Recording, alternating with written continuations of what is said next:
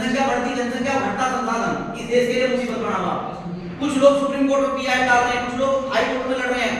जनसंख्या किसी तरीके से नियंत्रण करी जाए। जनसंख्या नियंत्रण पर बहुत सारी संस्थाएं बन चुकी, बहुत सारे लोग काम कर रहे हैं। अब दुनिया की बात कर रहे हैं, दुनिया के तरफ अगर हम बात करें तो लगभग 206-7 देश दुनिया के अंदर हैं और लगभग 750 करोड़ आबादी हो चुकी है, 750 करोड़, पौने 800 करोड़। 3 हिस्से पानी है धरती पे और 1 हिस्सा जमीन है। ठीक है भैया, मैं योजना भी लेकर आ रहा हूं, समझ लेना मेरी बात। जब वो संविधान लगा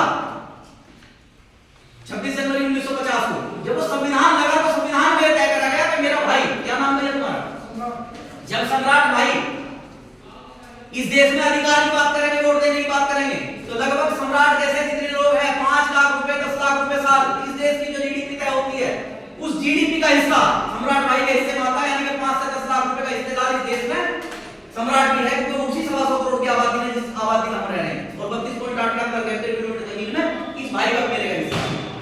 तो ये सरकार के बीच में, हमारे बीच में कमिटमेंट तय हुआ कि हम राजा बनाएंगे वोटों के आधार पर।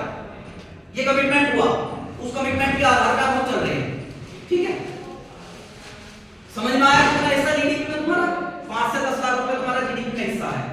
अभी तुम जब सड़क पे निकल के जाओगे, सरकारी बिल्डिंग में तुम बैठे हो, हमें जो मिल रहा है सारी चीजें मिल रही है, सरकारी अस्पताल मिल रहे हैं, सरकार से राशन मिल रहा है, सिलेंडर पर सब्सिडी मिल रही है, तेल पर सब्सिडी मिल रही है, सड़क मुहैया करा रही है सरकार, हाईवे बना के दे रही है, अस्पताल बना के दे रही है, सारी चीजें सरकार तुम्हारे लिए सुविधा करके दे रही है। सरकार एक संस्था है, फिर सरकार से डर कैसा भैया?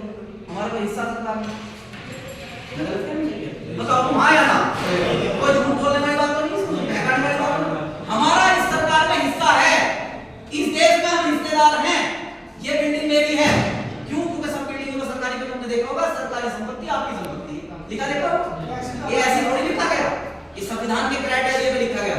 अन्य किसी नेता में तो होता तो लिखवा देता प्लेटफार्म पे, योगी प्लेटफार्म पर प्रकाश जावड़ेकर का, प्रकाश जावड़ेकर मंत्री, ये तो स्टेशन प्रकाश जावड़ेकर के नाम कर दिया गया। 4 बाग स्टेशन लखनऊ का इतना बड़ा, एक आदमी के नाम करवा दो और अरबपति हो जाएगा। आज इतना बड़ा स्टेशन है 4 बाग स्टेशन, किसी की ताकत तो नहीं, स्टेशन किसी मंत्री की ताकत तो नहीं कि अपने नाम करा ले, करा के दिखाओ ना, वो हमारी आपकी संपत्ति है। किसी सरकारी स्कूल को नाम नहीं करा सकते, किसी अस्पताल को नाम नहीं करा सकते, सरकारी पीएससी सब जगह बनी हुई है, पीएससी का मतलब प्राथमिक स्वास्थ्य केंद्र। ठीक है, इसी ओडीओपी में तुम्हें इसलिए लाया गया क्योंकि तुम्हारा इस देश में हिस्सा है, तुम इस देश के नागरिक हो। बात समझ आ रही?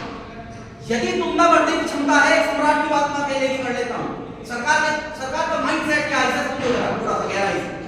सरकार चाहती है कि जो सम्राट जैसे विशेष गुण वाले, सीखे हुए, स्किल वाले, कौशल वाले जो लड़के हैं, जिनके पास ज्ञान है, जिनके पास टेक्निकलिटी है, जिनके पास कुछ करने की क्षमता है, जिन्हें करने का मन बना रखा है, उसे सरकार अपनी ओडीओपी योजना में लाए और भैया को पैसे दे, सामान दे, मशीन दे और फिर ये भैया बड़ी एक फैक्ट्री लगा खड़ी करे।